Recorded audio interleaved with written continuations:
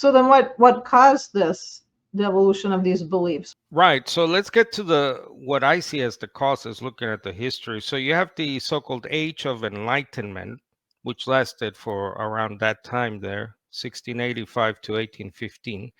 This played a significant role in what we're going to talk about here because, again, it promoted reason above scripture, promoted skepticism of authority, empirical inquiry over blind faith. So you were supposed to think for yourself before just accepting anything you read or heard. Influential figures like the ones below, if you start from the bottom up, there's also a guy called John Locke who argued for a rational approach to religion. But then you have like Benjamin Franklin at the top left there, who's an American later on.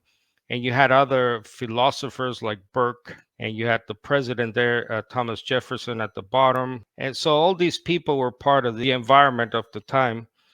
And I would recommend a book called The Reasonableness of Christianity, which was published around this time, that emphasized a simple ethical faith that was grounded in scripture, resonated with a lot of the radical Reformation, Unitarian or non-Trinitarian people of the time, and they were primarily known as against the Trinity.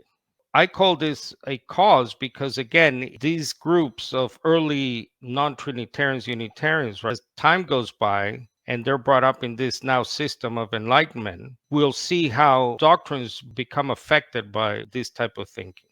Well, I know a lot of times people in the biblical Unitarian movement will say that a lot of the early fathers of the nation in America were, Unitarian, not Trinitarian, but at the same time, they were into the Masons and other things too that were certainly not biblical. So just because they were Unitarians, it wasn't like they were this great biblical, godly person following Christ, I would say. Yeah, biblical in name only, right?